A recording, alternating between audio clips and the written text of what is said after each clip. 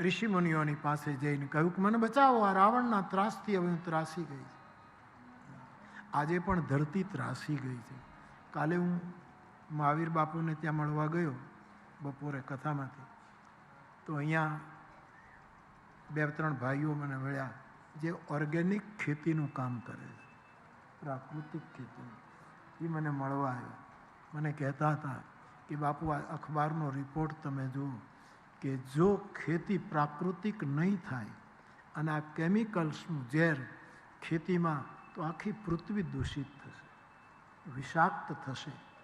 અને એણે બધા પ્રમાણો મને બતાવ્યા કાલે કે બાપુ આ કેન્સર આટલું બધું વ્યાપ્ત થયું જગતમાં, એનું કારણ આજે આ ખેતી, આ જમીનને જે આપણે ત્રાસ આપ્યો છે, જે રાસાયણિક ખાતરો દ્વારા જે પૃથ્વીની દશા કરી નાખી છે, અને આ સ્થિતિ રહી. કાલે બહુ મોટી ચિંતા બી, એને વાત સાચી છે. ખેડૂતોને મારી પ્રાર્થના છે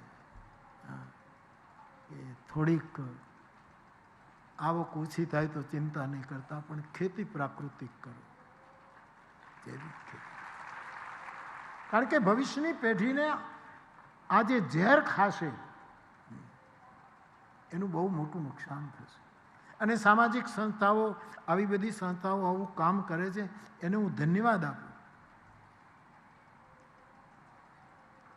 આપણા રાજ્યના ગવર્નર સાહેબ પણ આ માટે બહુ ચિંતિત અને સતત આ કાર્ય કરી રહ્યા છે. એને પણ સાધુવાદ આપો. પૃથ્વીનું શોષણ ન થવું જોઈએ, વિષાક્ત થતી જાય છે. આજે જ કે કાલના છાપામાં હતું કે કઈ સાલમાં આપણે અત્યારે 140 કે જે હોઈએ તે કરોડ, એ 170માં પહોંચવાના છે. અને જો ખોરાક હારો નહીં હોય તો માણસ બધા કેવી દશા થશે. રાવણના કાળમાં પણ આવું જ પૃથ્વીનું શોષણ થયું છે.